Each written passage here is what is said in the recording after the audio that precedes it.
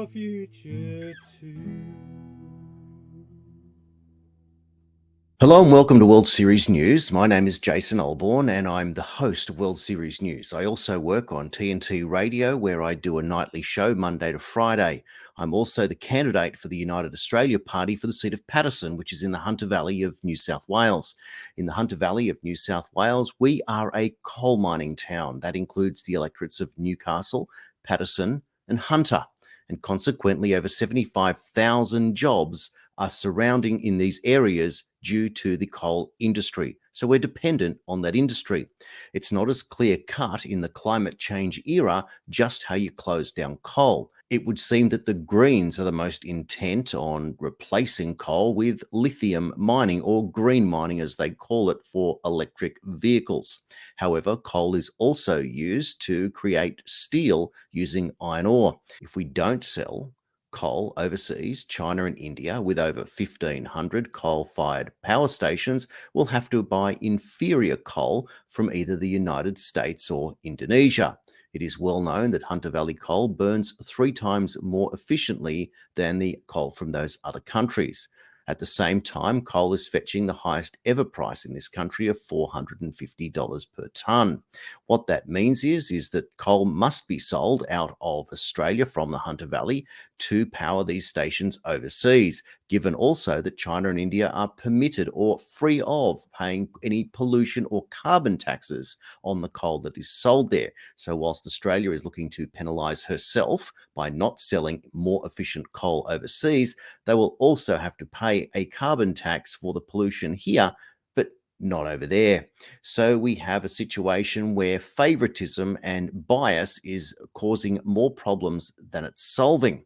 Now, what's interesting is that Labor leader Anthony Albanese was out in Cessnock this week, surrounded by all of the local candidates and members of parliament for these areas. Included was my very own competitor, Meryl Swanson from Paterson. Albo stood up and spoke in great depth about many things for the 33 minutes that had most of the people yawning. And how do we know that? Because at this stage, more than 24 hours later, there's been a total of 569 views at the time of recording on this speech. One would hope that given this video, that might boost up because people might want to go and check it out. Anthony Albanese has been a politician for 26 years, and he has a YouTube page with all his content. I went through that YouTube page and counted more than 800 videos uploaded in that period of time. In fact, I think it was closer to 900, which is an enormous amount of content. However, if you take the total amount of views on that page of 711,000 views divided by 800 videos, then the people watching his videos are fewer than 1,000. And he is telling us, and the bookmakers are telling us, that he is a $1.60 chance to win government in May. I find this unbelievable. And if you look closely here at the number of subscribers that the would-be Prime Minister has, he has just 10,000 subscribers to his YouTube page. By comparison, World Series News, been operating for around about 12 to 18 months with a 6-month hiatus in the middle, has got 7,680 subscribers, making approximately one video every week and a half. And out of those, most of those get taken down for saying something that YouTube doesn't agree to, such as any criticism of the World Health Organization, despite the fact that it is backed up with evidence and despite the fact it comes from the people who fund the World Health Organization. Surprisingly, nothing surprises me anymore. But what I'd like to do on this video now, and it is going to be a little bit long and I appreciate you paying attention, is to read to you what Mark Latham said today about the Hunter Valley and the importance of coal, and what Albanese, his former colleague in the Labor Party, has failed at. Let me read this article to you. Among the many things Anthony Albanese has forgotten, here's another: the harsh impact of his climate change policy on jobs in the Hunter Valley. Albanese refused to talk about this on his campaign trips to the region. Please read on, he says. Labor's Hunter hit list. There's a big lie being told in Australian politics. Labor has released a climate change policy telling voters it won't cost a single person their job. But in restructuring the Australian economy to go to net zero carbon emissions in 2050 and a 43% reduction by 2030, this is not possible, especially when you look at the substance of what Albanese and Chris Bowen have announced. Labor's policy is based on what they call a safeguard mechanism, meaning that if companies emit more than a certain amount of carbon, they have to pay for carbon credits to compensate, currently selling in Australia at $40 per tonne, much higher in Europe at $100 a tonne. Watch that space. This is a gift for the international banks as they trade in carbon credits and, of course, make money from them.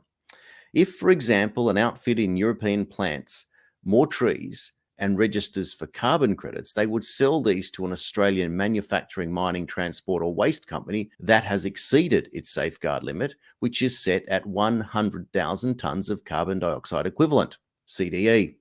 To quote the Labor policy, tradable safeguard mechanism credits are issued when an entity beats its emissions baseline, while facilities are required to surrender credits equivalent to their above baseline reported emissions.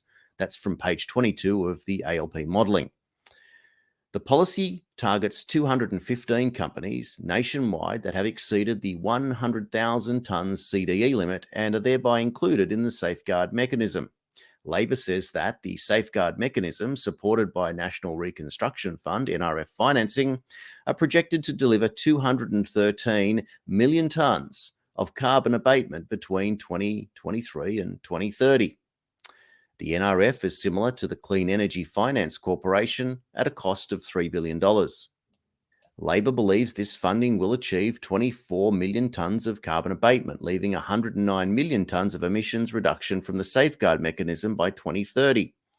In carbon credits, this is a $7.56 billion cost for 215 companies at an average of $35.16 million per business. This is a huge impost, the equivalent of a new carbon tax. Indeed, the outgoing ALP member for Hunter, Joel Fitzgibbon, has described the safeguard mechanism as a carbon tax by another name. Under the Labor policy, many companies will close or go overseas to cheaper jurisdictions. This is what Labor wants, as companies that go broke emit nothing other than redundancy notices to their staff. Bowen has said that the ALP will protect trade-exposed industries, but this is untrue, says Latham. He cannot possibly meet his 189 million tonne abatement goal without attacking companies in the resources and manufacturing sectors. That, after all, is the purpose of the safeguard mechanism. The ALP policy is an active exporter of Australian jobs.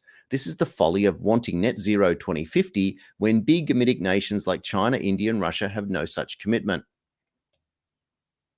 Labor's policy is based on modelling from Reputex, winner of the China Lite and Power Australia China Business Award for Energy and Climate Change Research. It is hardly surprising that the Chinese are cheering on Reputex and Albanese for their work. It helps China create jobs at Australia's expense. Labor's plan forces companies that are responsible for 1/3 of Australia's emissions to go to net zero or pay huge amounts of money in carbon credits. Obviously, this will cost jobs in industries where there is no substitutable emission-free technology, such as aluminium and steel making, coal mining, and gas production. The Labor lie is to assume that coal, gas, and oil, the backbone of the Australian economy, will just disappear without anyone losing their job. The ALP policy states fossil fuel sectors are assumed to face declining global demand for their products. But this is untrue, as coal, gas, and oil demand prices are hitting record highs due to the energy crisis in Europe. Regional Australia will bear the brunt of Labor's job-destroying policy. This is where our resource sector and much of our manufacturing is located. There aren't many coal mines and gas wells in the gentrified inner city areas where Albanese is trying to win votes on climate change. Labor used to fight for blue-collar jobs. Now it's destroying them to please woke elites of inner city Sydney and Melbourne. This is, of course, where Albanese comes from. Of the 215 safeguard mechanism companies, 66 are in West Australia, 63 in Queensland, and 38 in New South Wales, our regional resources heartland. And in New South Wales, Labor is targeting the Hunter Valley for job losses. Of the 38 New South Wales companies, over half, 20, are in the Hunter. Labor MPs, federal and state, have done nothing to protect their region from this economic harm. The Hunter hit list. Labor's plan does not specify its impact on individual companies, given this would be politically damaging. The ALP modelling has been left deliberately vague in this regard. The clearest way of understanding the policy and its goal of 189 million tonnes of carbon reduction is to see its impact as twofold. First, some safeguard mechanism companies will close down under the weight of Labor's new cost burden.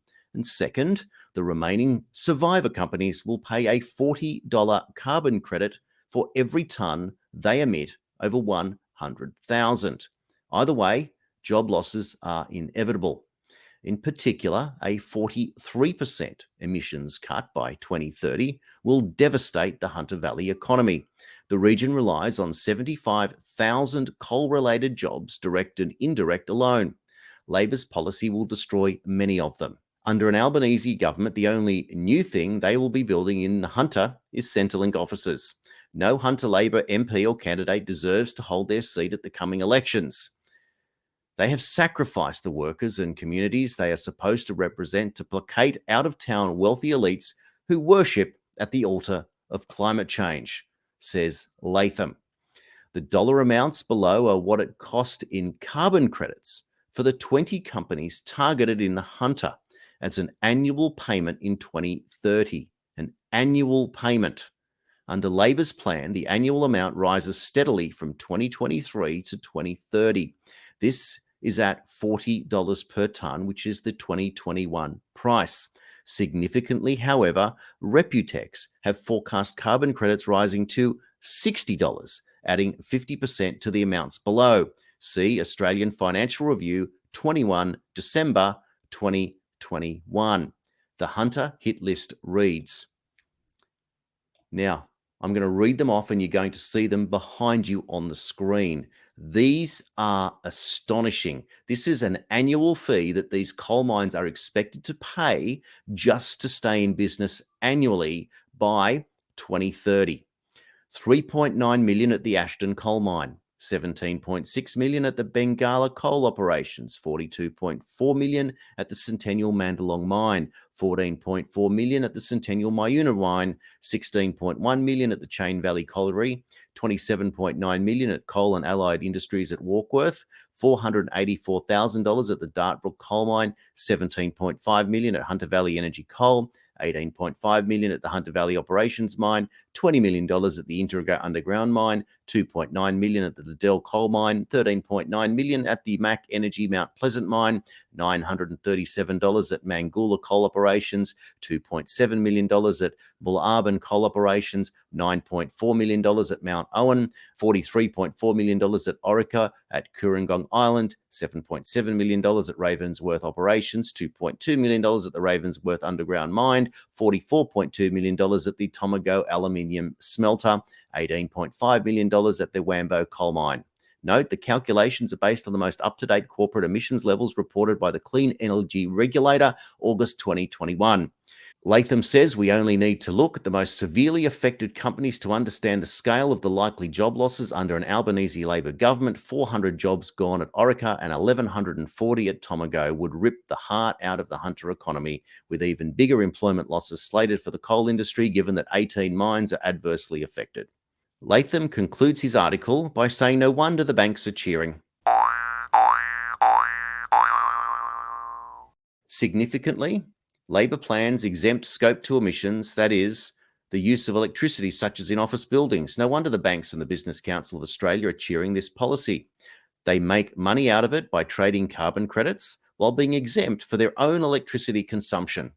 Like Albanese, they are happy to sacrifice blue-collar jobs in industrial regions like the Hunter and Illawarra while protecting wealthy inner-city interests. Labor is trying to hide the true impact of its climate change policy, as did Julia Gillard in 2010 with her no carbon tax promise. The policy is a massive job destroyer in our regions, the places that can least afford to lose investment. Anyone in these electorates supporting Albanese and Bowen is doing so at their own risk and against their own interests. They should take Chris Bowen's advice from the last election. If you don't like the Labor policy, don't vote for it, says Mark Latham, former Labor opposition leader in 2004, now a state upper house member for One Nation. I'm Jason Olborn, running for the United Australia Party, and it is also in the most important of messages to understand what Latham is saying here, as the coal is the most important on my platform as the candidate for the United Australia Party running in this seat, with 75,000 jobs across the three electorates in jeopardy. And that means that at least 20,000 in Paterson. No one ought to be made to feel guilty for holding their jobs and their employment and raising their families in this area, particularly when the system is weighted against them, as China and India and indeed Russia are not even part of the system that is forced to pay taxes for no other reason meant to improve the environment, when half the population of the world, almost in China, India, and Russia, are exempt. It is an outrage, it is pretend, and it can only result in absolute peril for the people of our region. As your candidate and your member of parliament for this region, you can rest assured that I will be fighting for every single person in Paterson to protect their jobs, to pay off their home, and to protect the coal industry, so that you and your children are protected now and long into the future, way after we have all left this beautiful place we call Australia. Thanks for watching World Series News. Please share this video far and wide, particularly for people who are in danger of losing their livelihoods in the Hunter Valley region, including the electorates of Newcastle, Paterson, and Hunter. Thanks for watching. See you on the next show.